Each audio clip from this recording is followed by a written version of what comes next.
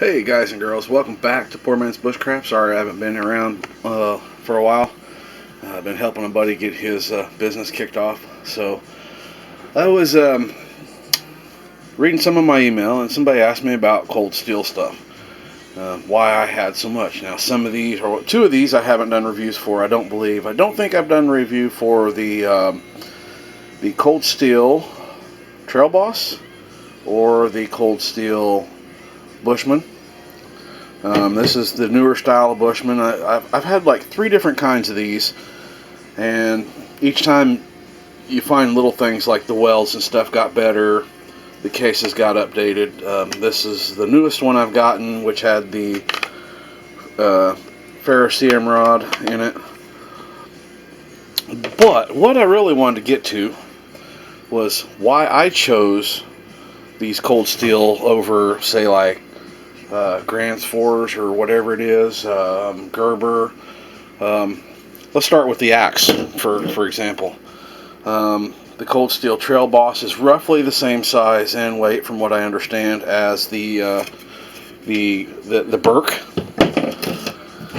However, with the Burke, you're paying what, roughly $150 to $250, depending on what company or what store you buy it from. Tomahawks, you can get these a dime a dozen at Smoky Mountain Knife Works. Bud K maybe even has them, but you know, I doubt very seriously they are even functional. The cold steel Spetsnaz shovel, compared to like an e-tool, a military e-tool or a Gerber e-tool,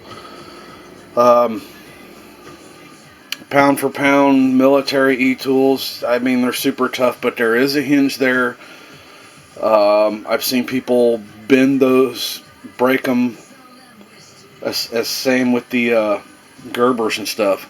And the Gerber runs you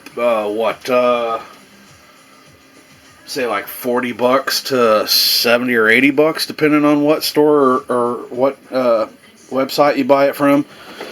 And as far as the Bushman, there's not really anything out there to compare it to, except maybe that SOG spear.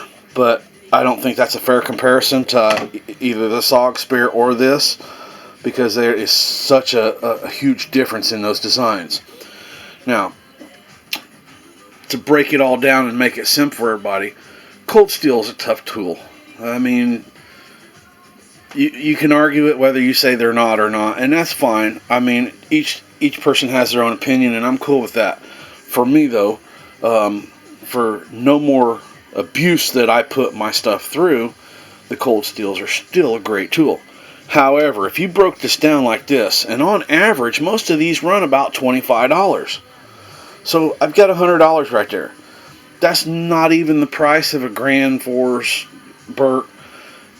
Some people say, well, you couldn't even compare all these to Grands.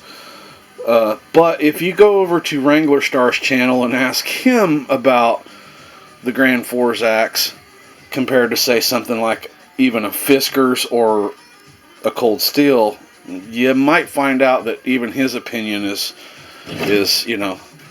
So a lot of good reviews on all these out here. Reality Survival's got a great review on a couple of these products. Wrangler Star, like I said, there's other guys out there that, you know, for being a lower price option of tools, you know, cold steel still makes, you know, wicked cool stuff that's functional, and that's why I choose cold steel. No, I didn't get paid for cold steel for do this. I didn't get any of this stuff for free from cold steel. But if somebody from cold steel wants to send me something, that would be cool. All joking aside, price per performance on these, you just can't beat it. You know, there are videos out there of torture tests on these cold steel Bushmans. That you'd be surprised with, you know, how bad they got treated and how long they lasted. So that's just kind of my opinion. You know, it's a great way to save some money and get a good tool. And the nice thing about these is that most of these, most of the bigger tools like this from Cold Steel do have wooden handles.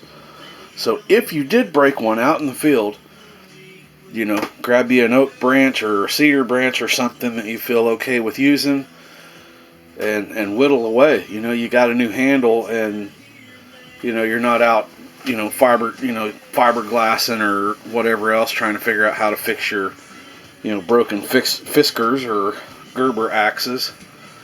And what more can I say? Thumbs up to Cold Steel for me.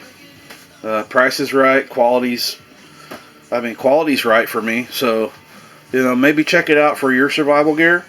Maybe some of these in your in your bug out vehicles or your bug out kits that stay in your car. If you ever had to dig yourself out of the snow and ice, ever got to split firewood, chop down little saplings, batoning wood, hunting, because this can be put onto a staff and used as a spear. I don't personally recommend it, but I've seen it done and they held up and they didn't bend.